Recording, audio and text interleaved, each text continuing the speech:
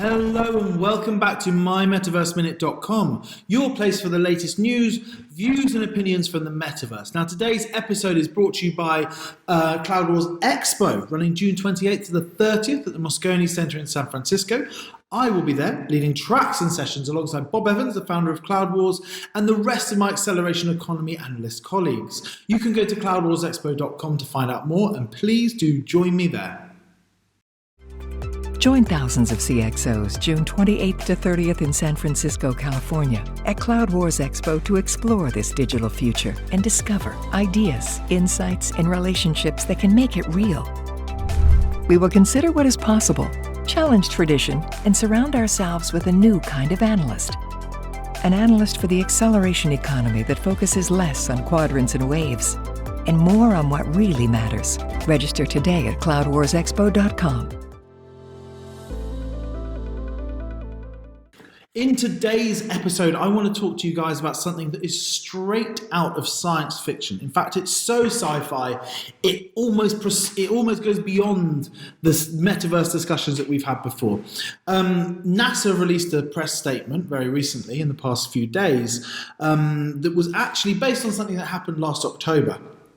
Essentially, they were able to send a holographic doctor to the International Space Center using a technique that they call teleportation.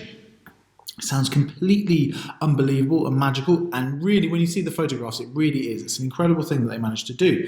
Essentially, the technology they used was a combination of Microsoft's HoloLens Connect camera and just a general PC with some custom software called AXA. Now, NASA believe that this technology could be used in the future to enable astronauts on board the ISS to have private medical consultations, psychiatric assessments. It will enable them to have private conversations with family members and feel like there are people really there with them on what is very much an isolated place. Well, pretty much the most isolated place that human beings are right now, I imagine. Now, this got me thinking.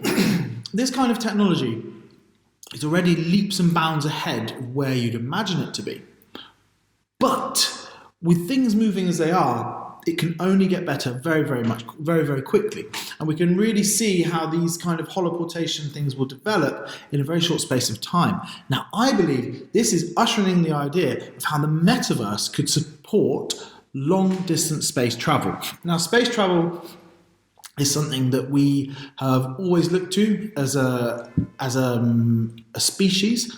You know, we've even got multi-billionaires creating their own space programs. So space travel is definitely, it's not something that we've left behind. But the problem is how to keep people occupied on such enormous journeys. For example, the next journey that we ever do to Mars, the first time we'll have human beings on board, this is going to be a real challenge. And the metaverse could actually offer an option for people to use technologies like holoportation to feel as though their loved ones are there with them.